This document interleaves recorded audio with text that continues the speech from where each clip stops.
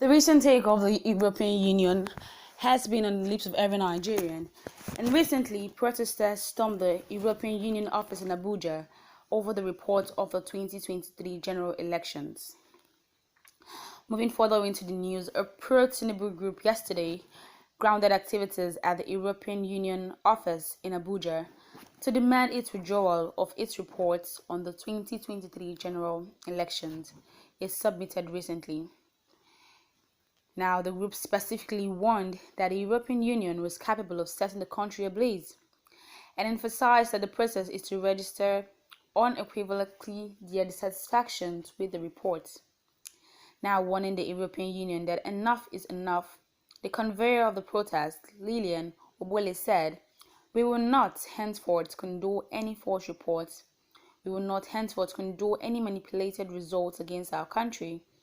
It has happened in the past. What we are seeing now is neo-colonialism in disguise, and we would not allow that."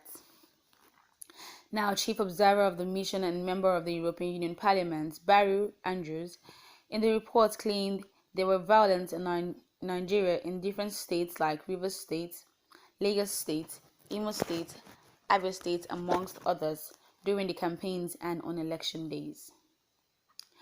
Overall, the widespread anticipation for well-managed elections were dashed by a flawed process, leading to widespread public disappointment and concerns about increasing voters' disenfranchisement, Andrews said in its recently released report. Now, Obole queried that the European Union should take the election report to the Presidential Election Petition Tribunal. Is it there that reports should be received? There are procedures and they have procedures in their countries, but when they come to Nigeria, they act out of control. Now we have come to register unequivocally that we are not satisfied with the report of the European Union, and as a matter of fact, we are of the opinion that the report is not just ridiculous, but a deliberate act to spite the Nigerian entity and of course by implications our leaders and the government of Nigeria. I would like to say to you very clearly that there is nowhere elections in the world is devoid of crisis and hitches. All elections in the world, both in the United States of America, in Great Britain, in Ireland, and even the European Union countries, come with their peculiar problems. Nigeria is not an exception.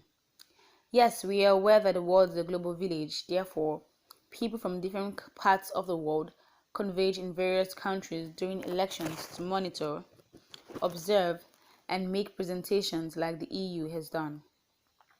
But we found necessary what we found unworthy is the manner in which the report was made. Now, the just concluded elections in Nigeria that produced President Bola Ahmed Tinubu of the All Progressive Congress was one of the most transparent elections in the history of Nigeria, she said. Now, meanwhile, the Inter-Party Advisory Council, IPAC, had said it would appraise the report in 2 weeks. Addressing newsmen yesterday in Abuja, the IPAC National Chairman, Yabaji Sani, said, "We have noted the content and the recommendations of the European Union Election Observation Mission report and other reports that will respond as active and most critical stakeholders in the electoral process within a fortnight. Now we have put in place a committee to carry out a thorough review of the 2023 elections with a view to engender the dialogue between all stakeholders on electoral reforms and achieve improved democratic practices in Nigeria." Now, speaking further, Obole said when the report came, the media was washed with the report of the EU carefully and specifically said the elections was fraudulent and that the elections fell short of the requirements of every credible election in the world. I don't know where that is coming from. Now, if it is the election that we were all part of, that we all fought vigorously with our lives and everything we had as patriots and well-meaning Nigerians to ensure the election held, if it is the same election that the European Union spoke about, then it means something is fishy somewhere. On the implications of reports, Obole said, "You would also agree with me that the report of the European Union is enough to trigger a national problem. It is also enough to trigger a national chaos, and the security of our country is at stake, our sovereignty is at stake, and our unity is also at stake. Now, Nigeria is a great country in Africa, and most populous country in West Africa, and also the pride of the African people.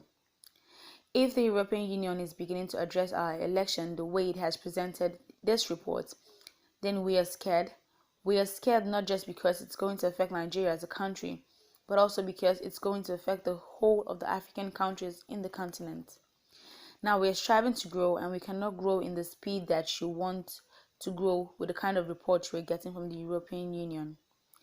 Now, on their mission to the EU office, she said, "We are here to register our grievances, and we are here to tell you that, as a matter of urgency, the report should be withdrawn, and you should come up with a report that will be favorable to Nigerians."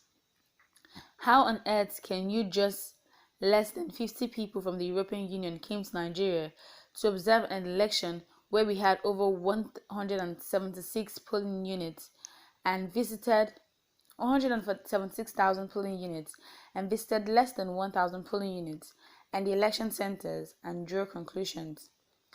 We also want to send a clear signal to the European Union. If there are other Nigerians they are using as scapegoats to send wrong signals about our country, we want them to stop immediately. Nigerians want to measure up with the EU countries. Nigeria wants to be like the United States. Nigeria is striving seriously to be like every first and second countries of the world. We will not henceforth condone any false reports. We will not henceforth condone any manipulated results against our country. It has happened in the past, and we are seeing is neocolonialism in disguise, and we would not allow that.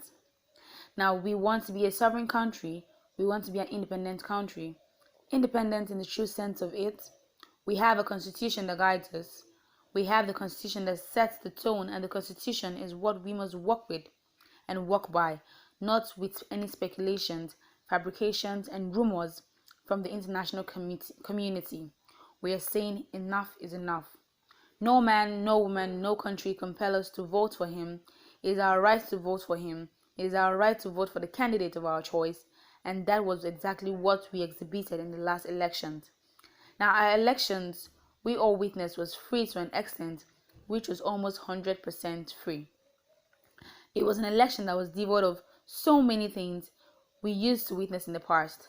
Our democracy is growing to an accelerated rate, and we must want the international community to take cognizance of that. We want to let them know that never again, never again, never. The third time should they intrude in our national affairs, we understand the role they play, but again, there comes a time where we have to stop.